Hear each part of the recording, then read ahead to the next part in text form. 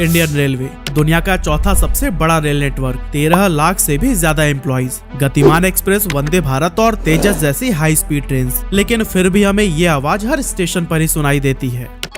कृपया ध्यान दीजिए, वाराणसी जोधपुर मरुधर एक्सप्रेस अपने निर्धारित समय 12:05 से 2 घंटे 50 मिनट की देरी से प्लेटफॉर्म नंबर 4 पर आएगी।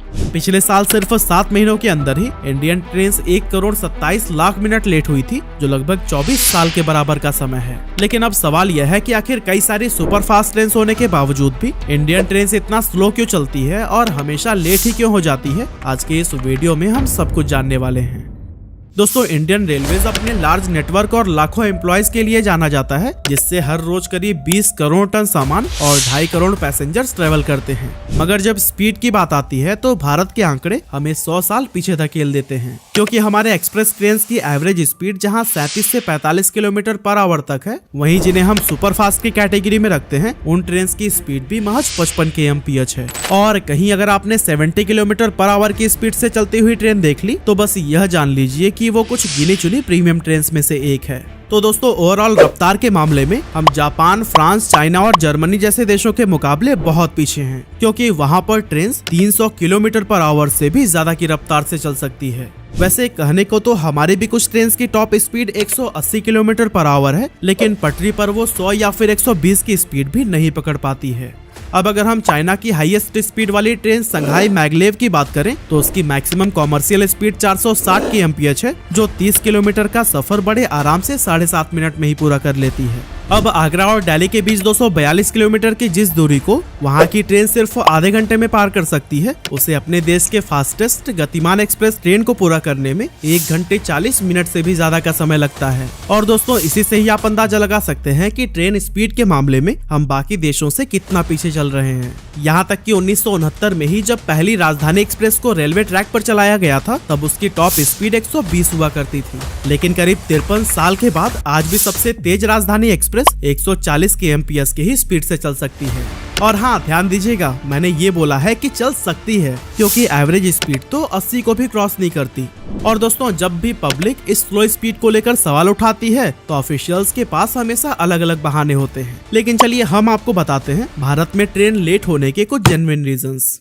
Number 1, heavy conjunction on tracks. दोस्तों, पूरे देश में ही रेलवे ट्रैक का एक जाल बिछा हुआ है, लेकिन अब भी यह उससे बहुत कम है जितना कि एक्चुअल में रेलवे को नीड है। हर थोड़े थोड़े समय पर नई नई ट्रेन का उद्घाटन तो कर दिया जाता है, लेकिन वो दौड़ेगी किस ट्रैक पर, इसे सोचने में ज्यादा दिमाग ही नहीं लगाया जाता। फिलहाल इंडिया के पास 22,593 से भी ज्यादा ट्रेन हैं, लेकिन ट्रैक्स की लंबाई सिर्फ 68,000 किलोमीटर है। और पता है, इसमें से 54,000 किलोमीटर तो ब्रिटिशर्स ही बना कर गए थे। यानी कि पिछले 76 सालों में हमारी गवर्नमेंट ने सिर्फ 14,000 किलोमीटर के ही ट्रैक्स बनाए हैं। साल 2000 में जहां डेली पैसेंजर ट्रेन की संख्या 8,520 थी, वहीं अब हर रोज हमारे देश में 13,169 ट्रेन दौड़ती हैं। लेकिन ट्रैक्स को रिक्वायरमेंट के हिसाब से बिल्कुल भी नहीं बढ़ाया गया है। यानी समय के साथ ट्रेन की संख्या तो बढ़ रही है, लेकिन ट्रैक वही का वही है। और यही वजह है कि किसी ट्रेन को आगे बढ़ाने के लिए दूसरी ट्रेन को रुक कर इंतजार करना पड़ जाता है, और फिर नतीजा यही सामने आता है कि हमारी ट्रेन घंटों लेट हो जाती है। Number 2, poor infrastructure. दोस्तों, पुअर इंफ्रास्ट्रक्चर की वजह से ट्रेन की स्पीड पर कई तरह के इम्पैक्ट पड़ते हैं। इंडिया में बहुत सारे ऐसे आउटडेटेड ट्रैक्स हैं जिन्हें रिपेयर या फिर सीधा रिप्लेसमेंट की जरूरत है। अगर हम नए रेलवे ट्रैक की एवरेज लाइफ देखें तो वो 25 से 30 सालों तक की होती है, लेकिन हमारे यहाँ तो 50 साल से भी ज्यादा पुराने ट्रैक्स मौजूद हैं, जिन पर ट्रेन को चलाना काफी खतरनाक हो सकता है। इसके अलावा पुअर इंफ्रास्ट्रक्चर की वजह से ट्रेन की स्पीड पर कई तरह की टेम्पररी या फिर परमानेंट रेस्ट्रिक्शंस लगाए जाते हैं, जैसे कि पुराने ब्रिज पर स्पीड को स्लो डाउन करना, खराब ट्रैक के लगातार चलने वाले मरम्मत के वजह से ट्रेन की स्पीड कम करना, या फिर घनी आबादी वाले शहर को पार करते हुए धीमा चलना। इस तरह के कई सारी रुकावटें हैं जिसकी वजह से हमारी ट्रेन कभी भी टाइमिंग के साथ मैच नहीं कर पाती। अब एक नजर हम जापान की ट्रेन पर डालें तो वहाँ की सारी ट्रेन बुलेट नहीं है, बल्कि वहाँ पर भी बहुत सारी नॉर्मल एक्सप्रेस ट्रेन हैं, जैसे कि सुपर हिटाची एक्सप्रेस, जिसकी स्पीड 130 किलोमीटर पर आवर की है। लेकिन वहाँ का इंफ्रास्ट्रक्चर ऐसा है कि वो ट्रेन अपनी हाई स्पीड पर भी चल सकती हैं। अब हमारे पास वंदे भारत एक्सप्रेस की तरह 180 की रफ्तार से दौड़ने लायक ट्रेन तो है, लेकिन उसे परमिशन 110 या फिर 120 किलोमीटर की रफ्तार से भी दौड़ने की नहीं है। और ऑन एन एवरेज यह ट्रेन सिर्फ 83 के ही स्पीड से चल पाती है।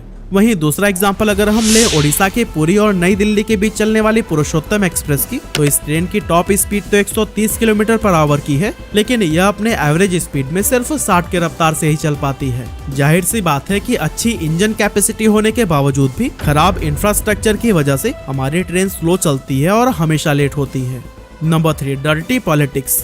अब देखिए, हमारे वहाँ के जो नेता लोग हैं ना, उनका सबसे पहला गोल यही रहता है कि अगले बार के चुनाव में भारी वोटों के साथ विजयी होकर वापस सत्ता में आना है। ऐसे में जो 4-5 साल का उन्हें समय मिलता है, उसमें वो कोशिश करते हैं उन कामों को करने का जो कि लोगों को साफ साफ तौर पर दिखाई दे, जिसमें सबसे ज्यादा है ढेर सारे ट्रेन को लॉन्च करना।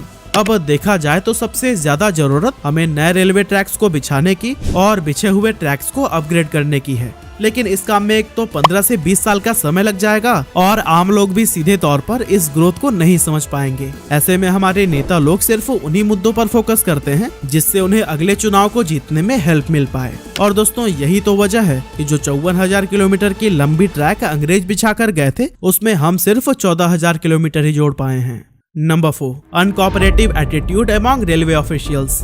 दोस्तों, रेलवे अधिकारियों की लापरवाही के किस्से हमें अक्सर सुनने को मिलते हैं। कई बार तो देखा गया है कि ट्रेन आने की अनाउंसमेंट किसी और प्लेटफॉर्म पर होती है, लेकिन ट्रेन तो किसी दूसरे ही प्लेटफॉर्म पर चली जाती है। ऐसे में जब तक सवारी ट्रेन में न बैठ जाए तब तक वो आगे थोड़ी बढ़ेगी, और फिर पैसेंजर्स को अपना प्लेटफॉर्म चेंज करते टाइम जो लेट होता है, वो भी तो ट्रेन के लेट होने का कारण बनती ही है। इसके अलावा अगर कोई ट्रेन देरी से चल रही होती है तो फिर ऑफिसर्स उसे सीरियस लेकर समय पर पहुंचाने की बजाय उसे और ज्यादा लेट ही कर देते हैं, ताकि ऑलरेडी लेट हो चुके ट्रेन के चक्कर में और सारी ट्रेनें लेट न हो जाएं। लेकिन इतना दिमाग लगाने के बाद भी यही देखने को मिलता है कि ज्यादातर ट्रेनें भारत में देरी से ही अपने डेस्टिनेशन तक पहुंचती हैं। Number 5, unhealthy competition. दोस्तों, यह पॉइंट इस वीडियो में देखकर आपको थोड़ी हैरानी जरूर हुई होगी, लेकिन रिसर्च करते हुए मुझे आपसे भी कहीं ज्यादा शौक लगा था। एक्चुअली रेलवे के अंदर अलग अलग जोन्स के बीच में एक अनहेल्दी कंपटीशन देखने को मिलता है। अलग अलग जोन के ऑफिशियल्स दूसरे जोन के ट्रेन को लेट कराने के लिए उन्हें पास ही नहीं देते। नवंबर 2017 में नॉर्थ सेंट्रल रेलवे के ऊपर यह आरोप लगाया गया था कि वो हरियाणा के पलवल स्टेशन के आउटर पर कई सारे ट्रेन को जानबूझकर रोक देता था, ताकि उनके ऑन टाइम परफॉर्मेंस और जोन्स के मुकाबले बेहतर हो सके। और दोस्तों, ये अनहेल्दी कंपटीशन का नतीजा ये होता है कि ट्रेन घंटों तक एक ही स्टेशन पर खड़ी रह जाती है, और जब एक जगह ट्रेन लेट हो गई तो फिर खराब इंफ्रास्ट्रक्चर की वजह से उसे वापस से अपना पंक्चुअल टाइम पकड़ने में बहुत सारे चैलेंजेस का सामना करना पड़ जाता है। Number 6, bullying of railway officers.